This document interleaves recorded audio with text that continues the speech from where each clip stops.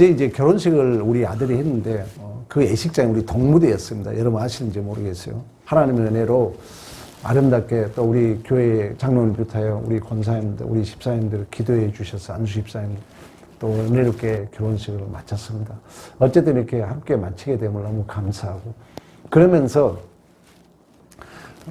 저도 결혼식을 했지만 막 은격결에 지나가고 성경에 보니까 우리는 이런 걸 모르고 여러분 결혼했고 또 앞으로 자녀들을 결혼할 때도 마찬가지예요. 성경에 보니까 하나님이 주례를 하셨더라고. 하나님이 최초의 주례를 하신 거예요. 하나님이 인간이 혼자 사는 것이 좋지 않아서. 그러니까 이 결혼이라는 것은 정말 신비스럽고 비밀스럽고 하나님의 은혜입니다. 하나님이 우주 만물 창조할 때마다 보시기에 심히 좋았다라 그랬잖아요. 근데 다 창조해놓고 보니까 가장 아쉬운 게 아담이 혼자 있는 거예요. 여러분 혼자 산다 해봐요. 그래서 하나님이 홀로 있는 것이 독처하는 것이 좋지 않아서 돕는 배필이 에젤이에요. 돕는 배필이란 말이 뭐냐면은 파라클레토스예요. 이걸 알아야 돼요. 여러분 단순하게 이것은 결혼만 의미하고 있지 않다는 거예요. 그러니까 예수를 모르면은 결혼 생활이 허당이에요. 왜? 영적인 내용을 모르니까. 하나님이 독처하는 것이 좋지 않아서 돕는 배필. 진정한 이제 우리 모두의 진정한 돕는 배필은 누구예요? 그렇죠. 예수님, 하나님 또는 보혜사 성령 하나님. 그러니까 결혼 속에 너무너무 비밀스러운 신비함이 들어있다는 거예요. 아담이 모든 하나님이 우주 만물을 다 창조해 놓고 보니까 사람만 혼자 있는 거예요. 얼마나 하나님 보기 안타까웠겠어요. 그래서 돕는 배필을 하나님이 지으신 것입니다. 그러니까 하나님이 우주 만물을 창조하셨고 그 창조물 중에 가장 절정은 사람이었는데 사람이 혼자 사는 거예요. 그게 보기 좋지 않아가지고 하나님이 돕는 배필로 하나님이 특별히 하나님의 형상대로 사람을 창조하시되 남자와 여자를 창조하신 줄로 믿습니다. 이런 내용을 본다면은 우리가 이제 성경을 전체 알고 있기 때문에 단순한 돕는 배필이 아니라는 거죠. 영적인 우리의 의미를 알고 있기 때문에. 그런 의미에서 본다면은 이 결혼이라는 것은 단순한 생물학적 존재가 아니라 하나님의 언약을 이루어갈 자. 그러니까 교회의 비밀은 예수와 그리스도에 대해서 얘기하고 있는 것처럼 이제 남자가 여자를 만나서 그 하나님의 언약을 이루어가는 거예요. 그래서 최고의 하나님의 창조의 걸작이 사람이고 그 중에 더 아름다운 걸작은 결혼이에요. 결혼. 남자와 여자가 이렇게 결혼하는 거예요. 그래서 하나님이 아담의 뭐로 하와를 만들어요? 갈비뼈로. 이게 찢겨짐이에요. 찢겨짐. 이게 언약이에요. 이게 할례야. 찢기다. 이 찢겨짐을 통해서 여자가 만들어졌다는 것은 구속사 내용. 예수가 십자가에 죽으심을 찢어져서 누가 탄생하는 거예요? 교회가 탄생되는 거예요. 또 우리는 이걸 모르고 결혼했잖아요. 그래서 제가 결혼식 어제 마치면서 이 결혼식에 대한 내용을 우리가 다시 한번 확인해야 되겠다. 이런 마음이 있어가지고 제가 이 본문을 선택한 것입니다. 그러니까 이 부부랑은 똑같이 그리스도와 교회의 관계를 거기에 다 포함되어 있다는 거예요. 그래서 하나님이 이 남자의 갈비뼈로 여자를 만들고 그 여자를 데려왔더니 뼈 중에 뼈요, 살 중에 살이다. 한번 큰 소리로 얘기해요. 너는 내 뼈 중에 뼈요, 살 중에 살이야. 쑥스러워요? 한번 해봐요. 뼈 중에 뼈요, 살 중에 살이다. 그러니까 하나님께서 사람을 창조하고 쉽게 말하면 하나님이 결혼시킨 거예요. 그러니까 모두 우리의 결혼이라는 것은 하나님이 근거가 된 줄로 믿습니다. 우리 이거 모르고 결혼했잖아요. 알아도 우리는 두리뭉실하게 알았잖아요. 우리 자녀들도 여러분 꼭 기억해야 돼요. 그래서 어떤 짝을 만나든 내 아들이, 내 딸이 선택하면은, 내 딸이 어떤 신랑을 선택하든, 내 아들이 어떤 여자를 선택하든, 여러분들은 무조건, 우리 하나님이 이들 짝져줬구나. 무조건 감사해야 될 줄로 믿습니다. 절대 이런 것도 따지면 안 돼요, 요즘은. 절대 여러분, 어떤 조건이라도 내 아들이 내 어떤 여자를 취한다면, 내 딸이 어떤 남자를 취한다면, 물론 신앙 안에서 하면 더 좋죠. 근데 우리는 신앙 안에서 안 해가지고 이렇게 전도 많이 했죠. 우리 며느리들은. 어쨌든 교회에 나오잖아요. 물론 힘들지만, 그러나 하나님이 결혼식을 시키는 거예요, 하나님이. 그래서 하나님이 만들고, 야, 이리 와. 이렇게 끌고 오는 거예요, 그 하와를. 그러니까 이 아담이, 뼈 중에 뼈요, 살 중에 살이다. 구속사적으로 보면은 하나님이 우리를 만들었기 때문에 아버지가 아들을 보면은, 우리 주님이 우리를 보면은 뼈 중에 뼈요, 살 중에 살이라는 거예요. 그러니까 예수를 모르고 하나님을 모르면은 모든 삶이 공허함과 상처 속에 사는 거예요. 하나님 알면 모든 게 은혜야. 하나님이 우리를 바라볼 때는 내 뼈고 내 살이니까. 여러분 막 눈에 여기도 아깝잖아요. 이제 손자 손녀 나봐. 미안합니다. 없으신 분들은 미안한데 손자 손녀 나면 더 이뻐. 내가 그때는 어려가지고 사랑할 실력이 없었는데 이제 나이가 먹으면 먹을수록 꼭 기억해야 돼요. 여러분들은 절대 우리 자녀에게 원망하면 안 돼요. 우리 믿는 자들은. 나이가 먹을수록 내가 미안한 거예요. 여러분 자식들에게 해줄 게 뭐 있습니까? 또 우리도 그렇게 자랐잖아요. 그렇지만 우리는 하나님을 알기 때문에 하나님이 다 모르는 걸 오버랩 시키는 거예요. 하나님이 다 해석해 주는 거예요. 나는 부모에게 가진 거 없지만, 나는 부모에게 배운 것도 없지만 크게. 그러나 우리는 진짜 하나님을 만나고 나니까 모든 게 은혜라는 거예요. 내가 못한 것 뿐이야. 그래서 여러분은 자녀들에게 자꾸 안아주고, 절대 자녀들에게는, 우리 믿는 자들은 원망하면 안 됩니다. 내 뼈 중에 살이니까 무조건 최고인 줄로 믿습니다. 그래서 이제 하나님이 이 첫째 주례가 뭐냐면, 첫째 주례사가 뭐냐면은, 이제 남자가 부모를 떠나 여자와 한 몸을 이룬 거예요. 그러니까 이 결혼은 하나님이 시켰고 하나님이 주례를 보는 거예요. 딱 이제 갈비뼈로 만들어 놓고는 이리 와라.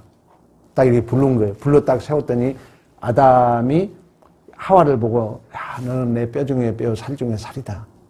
이 모든 관계는 하나님과 우리의 관계를 얘기해 주고 있고, 그러면서 하나님이 첫째 주례사가, 야, 너네들 이제 너 부모를 떠나서 한 몸을 이루라.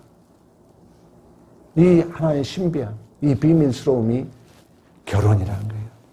그래서 결혼이라는 것은 단순한 계약이 아니라 하나님께서 세우신 거룩한 언약인 줄로 믿습니다.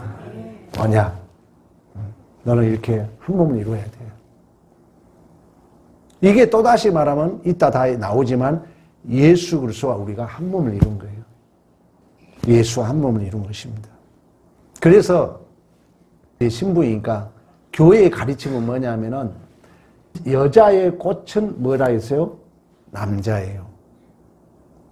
그러니까 우리 여자분들은 우리 가정 예배 때도 얘기했지만 모든 영광은 누구에게 돌려야 돼? 미안하지만 남편에게. 질서입니다. 절대 인격적 차별이 아니에요. 너네 아빠가 있어. 아빠가 이게. 왜? 권위와 질서를 세워야 되니까. 이건 어떤 인격적 차별이 아니라는 거예요. 꼭 여러분들이 기억해야 됩니다. 왜? 이제 하나님이 그런 질서를 준 거예요. 이 언약 관계. 그러니까 예수 그리스도와 교회의 관계, 그리고 남편과 아내의 관계. 일반 은총과 특별 은총은 절대 이것이 상충적이지 않다 그랬어요. 적대적이지 않다는 거예요. 더 보완해주고 더 충만해준 줄로 믿습니다. 하나님의 은혜를 알면 부모의 은혜를 아는 거예요. 부모의 은혜를 알면 하나님의 은혜를 아는 거예요. 내 자식을 사랑하면 하나님이 나를 사랑한 걸 아는 거예요.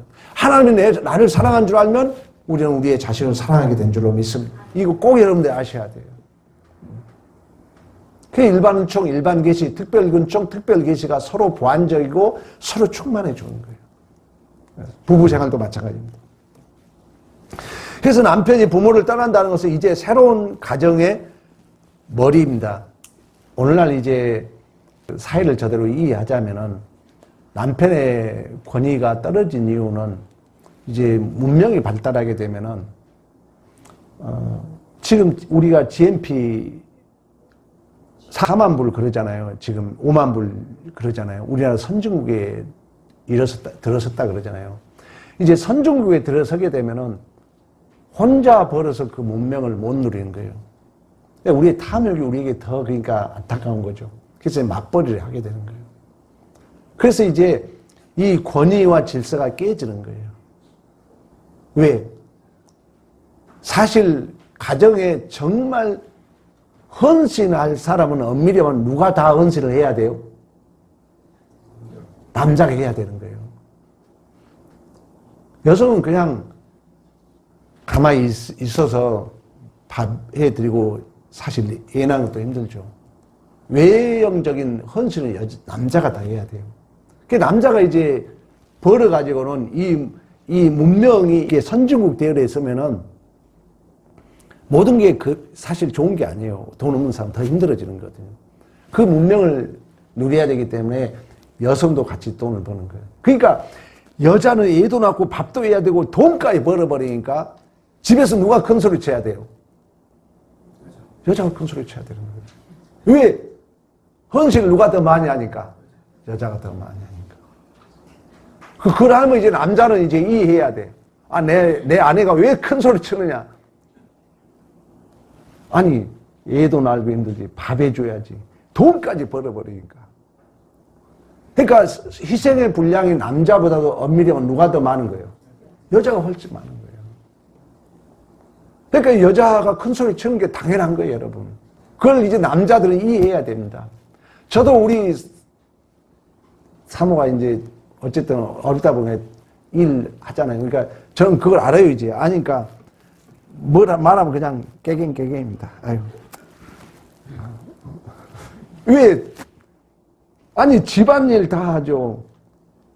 빨래, 밥. 그래서 저도 막 청소하고 설거지하고 빨래 하려 하고 쓰레기 버려주고 저도 애를 써요.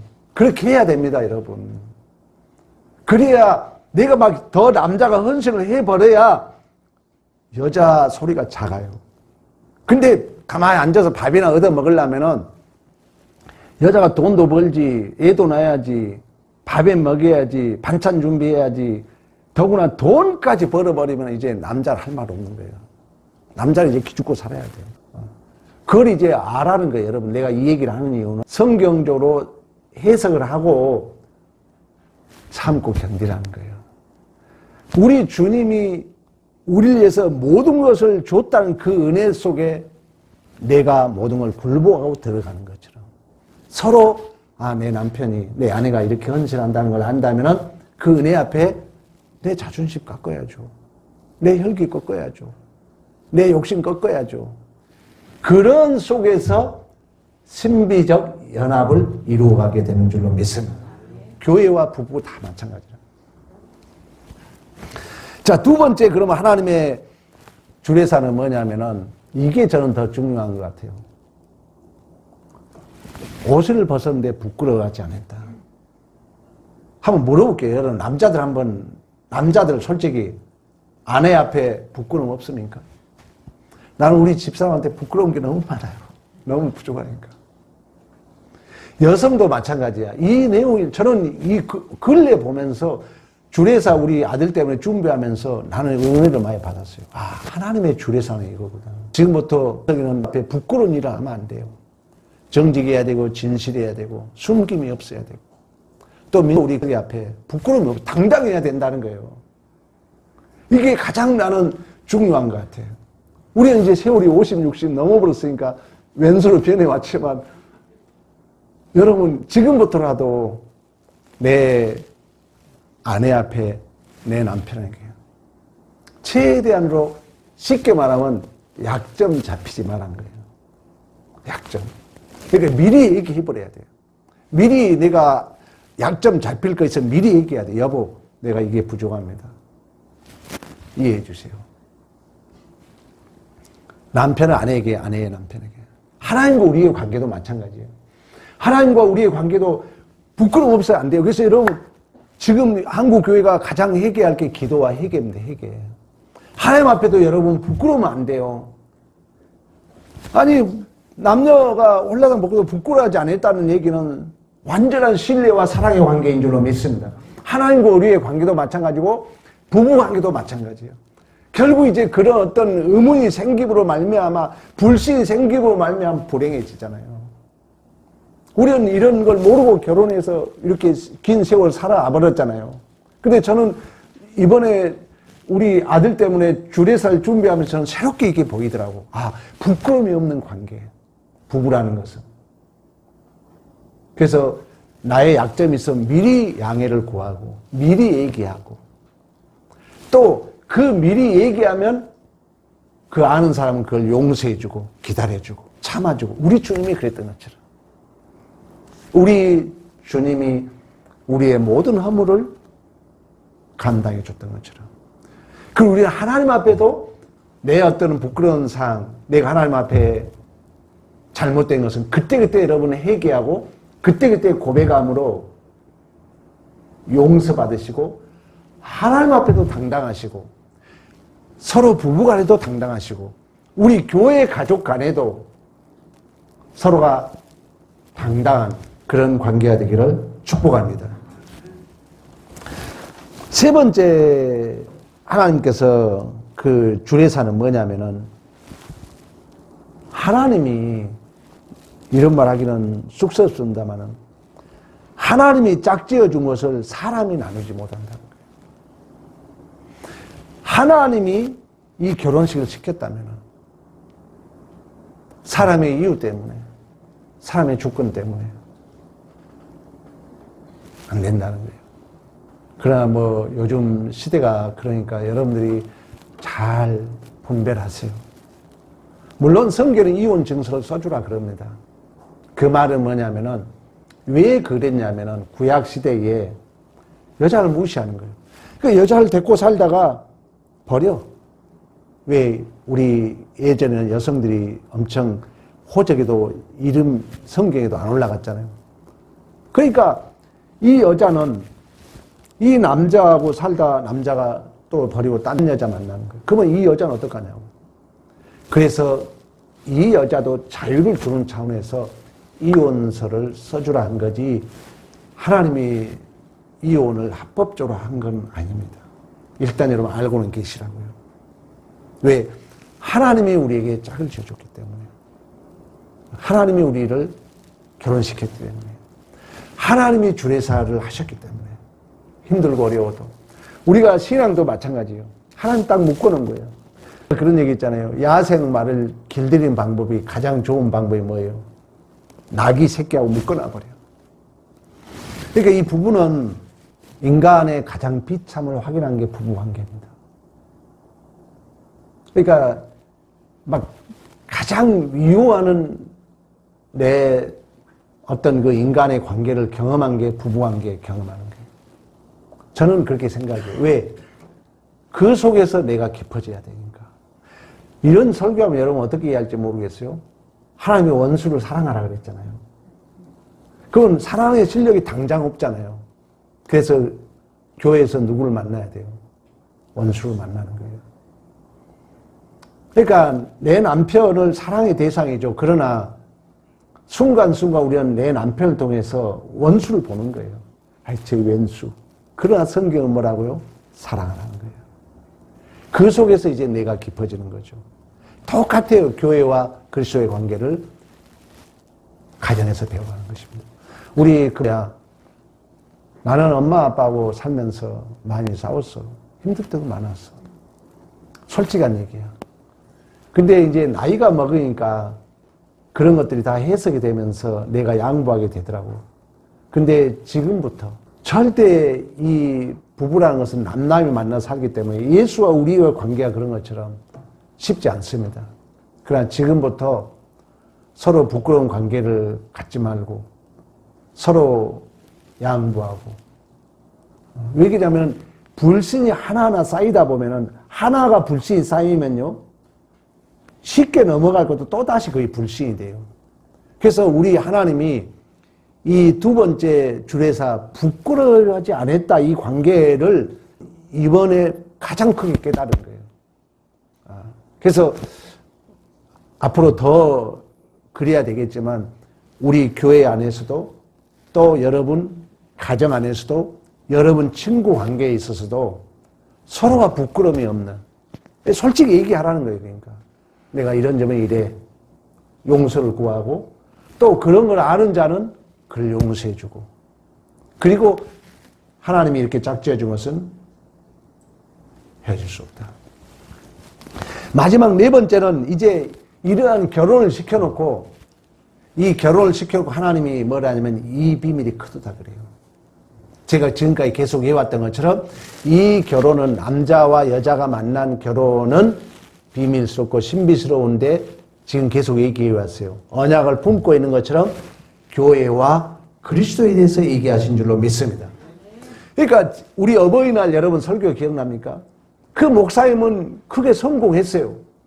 근데 내 가슴에 대못 세 개가 박혀 있다는 거예요.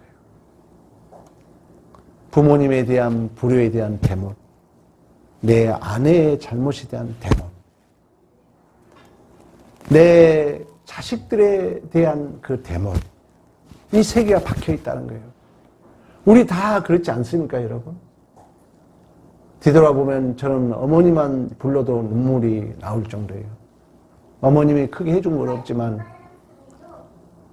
어머님 앞에 저는 받은 은혜가 너무 크잖아요. 근데도 어머님한테 해주지 못한 거. 근데 이러한 부모로 인한 불효에 대한 대못, 여러분 남편은 아내에게 못한 것, 아내는 남편에게 못한 것, 그 대못, 우리 자식들 풍족하게 못해준 그 대못, 이 비밀이 크도다. 그리스도와 교회의 관계다. 가정을 이름으로 만들어진 이러한 상처는 비밀이에요. 근데 하나님을 알게 되면, 예수를 알게 되면 그러한 원수 관계, 그러한 대못이 은혜로,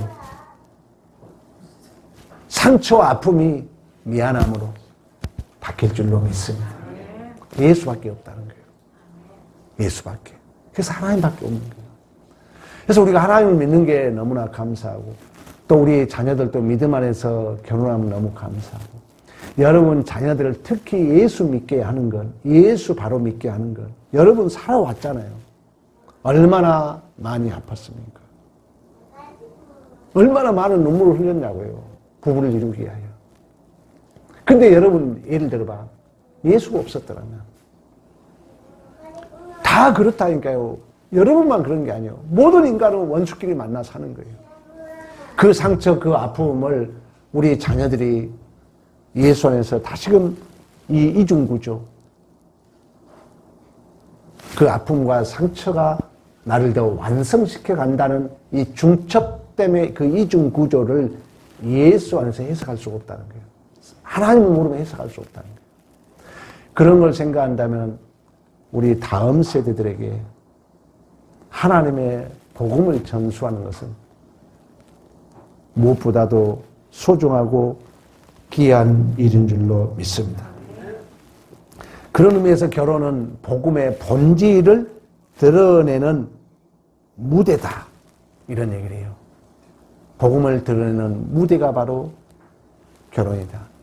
근데 이러한 결혼식을 진실로 하나님께서 이렇게 신비스럽고 비밀스럽고 복으로 줬는데 성경을 모르면 해석이 안 되니까 짐으로 여겨주고 원수로 변해간다는 거예요. 우리 며느리들이 왔기 때문에 며느리들이 성경 한 장씩 읽으면 제가 10,000원씩 주기로 했어요.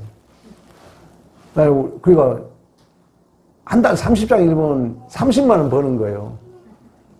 근데 그 이상은 줄 수 없어. 내가 부도나니까. 근데 잠언서를 내가 일단 얘기했어요. 잠언서를 한 장씩 양심적으로 읽어라. 소리내서. 나한테 얘기한 거예요. 왜 애를 지금 가졌으니까. 그렇게라도 성경 읽게 하기 위하여. 10,000원씩이면 한 달에 30만 원 버는 거야. 애가 있기 때문에 우리 첫째, 둘째 며느리들은 그런 걸 못했기 때문에 내가 막내 며느리에게는 제발 애 가졌을 때 성경 한번 읽어줘봐라. 성경 한번. 내가 한 장 읽으면 10,000원씩 줄게. 그래도 지금 나한테 한 장 읽었다 말을 아직 안 하고 있어요. 아쉬움인데. 어쨌든 우리가 이렇게 결혼식을 마치면서 다시 한번 이 결혼의 의미가 무엇인가를 여러분들이 확인하고 그동안 그렇지 못하신 분들은 다시 한번 이렇게 되새기면서 살아가시고 또 우리의 자녀들을 신앙 없는 자녀들에게 꼭 이런 얘기도 해주시고 또 앞으로 결혼할 자녀들에게는 진정한 결혼의 의미가 무엇인가를 다시 한번 새기는 그런 복 있는 삶이 되기를 간절히 축복합니다.